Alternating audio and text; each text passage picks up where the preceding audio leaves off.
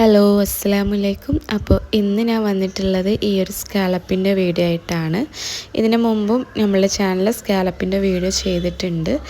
എന്നിട്ടും ഒരുപാട് പേർക്ക് കറക്റ്റ് ആവുന്നില്ല എന്ന് പറയുന്നുണ്ട്. അപ്പോൾ വീഡിയോ മുഴുവനായിട്ട് കാണാൻ ശ്രദ്ധിക്കുക. ഇന്ന് ഞാനിപ്പോൾ ചെയ്യാൻ പോകുന്നത് ഈ ഒരു മെറ്റീരിയലാണ്. ഇത് കോട്ടൻ്റെ മെറ്റീരിയലാണ്.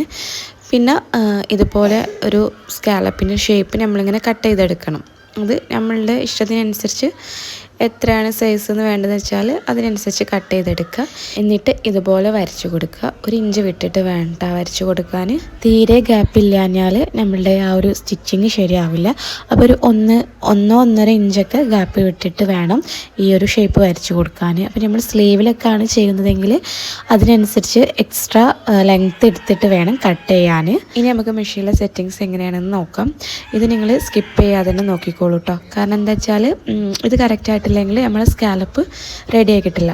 അപ്പോൾ ഇതെല്ലാം കറക്റ്റായിട്ട് തന്നെ നോക്കുക. ഞാനിത് ചെയ്യുന്നത് ഉഷ ജനോമിൻ്റെ അലോ ഡിലക്സിലാണ്.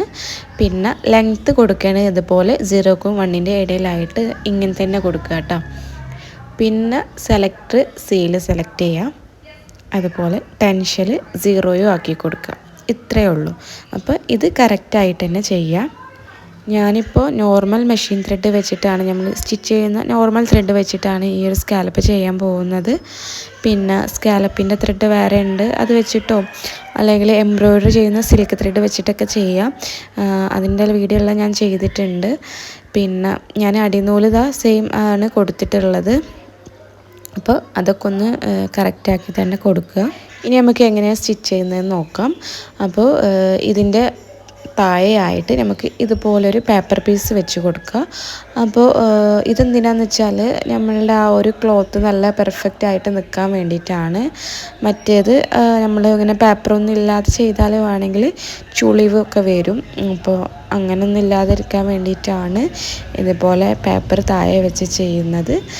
അപ്പോൾ കറക്റ്റായിട്ട് ആ ഒരു ഷേപ്പിൻ്റെ മുകളിലൂടായിട്ട് ഇങ്ങനെ സ്റ്റിച്ച് ചെയ്ത് കൊടുക്കുക. നിങ്ങൾ ഫസ്റ്റ് ടൈമായിട്ടൊക്കെ ചെയ്യുന്നവരാണെങ്കിൽ റഫായിട്ട് ഒരു ക്ലോത്തിൽ ചെയ്ത് നോക്കുക. എന്നിട്ട് റെഡി ആയിട്ട് മാത്രം നല്ല ക്ലോത്തിൽ ചെയ്യുക. പിന്നെ ശ്രദ്ധിക്കേണ്ടത് എന്താണെന്ന് വെച്ചാൽ നമ്മളിതുപോലെ ഓരോ കോർണർ എത്തുമ്പോഴും ഇതുപോലെ സൂചി കുത്തി നിർത്തിയിട്ട് ഇങ്ങനെ ക്ലോത്ത് ഒന്ന് തിരിച്ച് കൊടുത്തിട്ട് നമ്മൾ വരച്ച ആ ഒരു ഷേപ്പിൻ്റെ മുകളിലൂടായിട്ട് വീണ്ടും സ്റ്റിച്ച് ചെയ്ത് കൊടുക്കുക. പിന്നെ നിങ്ങൾക്ക് ഇതുപോലത്തെ കസ്റ്റമൈസ്ഡ് ഡ്രസ്സൊക്കെ ആവശ്യമുണ്ടെങ്കിൽ അറിയിക്കുക. നമ്മൾ ബഡ്ജറ്റ് ഫ്രണ്ട്ലി ആയിട്ട് ചെയ്തു തരുന്നതായിരിക്കും. ഞാൻ എൻ്റെ വാട്സപ്പ് നമ്പർ സ്ക്രീനിൽ കൊടുക്കുക. അതുപോലെ ഇൻസ്റ്റാഗ്രാം പേജിൻ്റെ ലിങ്ക് ഡിസ്ക്രിപ്ഷനിൽ കൊടുക്കുക. കൂടുതൽ ഫോട്ടോസും വീഡിയോസൊക്കെ ഞാൻ അതിലും അപ്ലോഡ് ചെയ്യുന്നതായിരിക്കും. അതുപോലെ ഒരുപാട് പേര് ചാനൽ സബ്സ്ക്രൈബ് ചെയ്യാതെയാണ് കാണുന്നവർ. അപ്പോൾ അവർ ജസ്റ്റ് ഒന്ന് സബ്സ്ക്രൈബ് ചെയ്ത് നമ്മൾ സപ്പോർട്ട് ചെയ്യുക. അതിനോടൊപ്പം തന്നെ ആ ഒരു ബെൽ ബട്ടൺ എനേബിൾ ചെയ്യുക. അപ്പോൾ അതാ നമ്മൾ സ്റ്റിച്ചിങ് കഴിഞ്ഞിട്ടുണ്ട്. ഇതുപോലെ ഉണ്ടാവും. പേപ്പർ ഇങ്ങനെ വിട്ടു പോരുട്ടോ. നമ്മൾ പ്രത്യേകിച്ച് ഒന്നും ചെയ്യേണ്ട ആവശ്യമില്ല. സ്റ്റിച്ച് ചെയ്ത് കഴിഞ്ഞാൽ തന്നെ ഇങ്ങനെ വിട്ടു പോന്നിട്ടുണ്ടാവും. ഇനി ഇതിൻ്റെ ബാക്കി പാർട്ട് നമുക്ക് കട്ട് ചെയ്ത് മാറ്റാം. ഇതിൻ്റെ അഡ്ജസ്റ്റിലൂടെ അതിങ്ങനെ കട്ട് ചെയ്തെടുത്താൽ മതി കേട്ടോ. നമ്മൾ ആ ഒരു സ്റ്റിച്ചിലേക്ക് കയറാതെ നോക്കണം. ഞാനിപ്പോൾ കത്രിക വെച്ചിട്ടാണ് ചെയ്യുന്നത്. അപ്പോൾ അതാ ഞാൻ കട്ട് ചെയ്ത് കഴിഞ്ഞിട്ടുണ്ട്. ഇനി നമുക്കിത് സ്റ്റിച്ച് ചെയ്ത് നോക്കാം.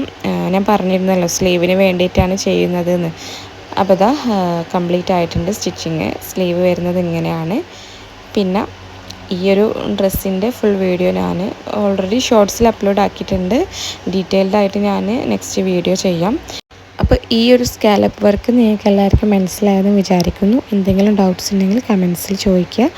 അതുപോലെ ഈ ഒരു വീഡിയോ ഇഷ്ടപ്പെട്ടാൽ ലൈക്ക് ചെയ്യുക. പിന്നെ നിങ്ങളുടെ ഫ്രണ്ട്സ് ഫാമിലിയിലൊക്കെ ഒന്ന് ഷെയർ ചെയ്ത് കൊടുക്കുക. സബ്സ്ക്രൈബ് ചെയ്യാനും മറക്കണ്ട. അപ്പോൾ നമുക്ക് നെക്സ്റ്റ് വീഡിയോയിൽ കാണാം. ബൈ. Thank you.